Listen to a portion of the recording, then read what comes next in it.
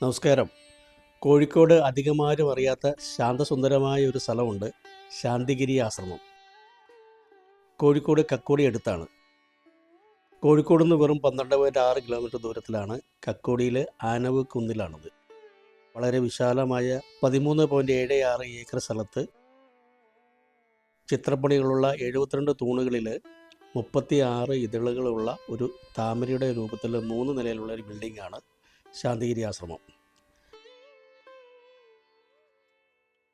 2023 April 9-നാണ് നാടിന് സമർപ്പിച്ചത്. 1.5 വർഷമാകുന്നേ ഉള്ളൂ.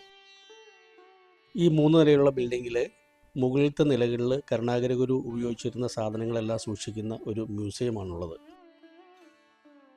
വളരെ പ്രകൃതി ഭംഗിയുള്ള സ്ഥലമാണ്. 6 മണിയോടുകൂടി അവിടുത്തെ ലൈറ്റുകളെല്ലാം തെളിയും. വളരെ മനോഹരമാണ് കാഴ്ചകൾ കാണുവാനായിട്ട്. വളരെ ഉയരത്തിലുള്ള ഒരു കുന്ന് ആയതുകൊണ്ട് ആ കുന്നിൻ്റെ മുകളിൽ നിന്ന് 360 ഡിഗ്രിയിൽ പ്രകൃതി ഭംഗി പൂർണ്ണമായിട്ട് ആസ്വദിക്കാം. കോഴിക്കോടും വയനാടും ഒക്കെ മുഴുവനായി കാണുവാൻ പറ്റും. അവിടെ ചൂട് വളരെ കുറവാണ്. ഞങ്ങൾ പോയത് ഒരു 5 മണി സമയത്തായിരുന്നു. ശാന്തിഗിരി ആശ്രമത്തിൽ കൃഷി, വ്യവസായം, വിദ്യാഭ്യാസം, ആരോഗ്യ സംരക്ഷണം, റിസർച്ച് എന്നീ കാര്യങ്ങളിലൊക്കെ ആശ്രമം ശ്രദ്ധ പതിപ്പിക്കുന്നുണ്ട്.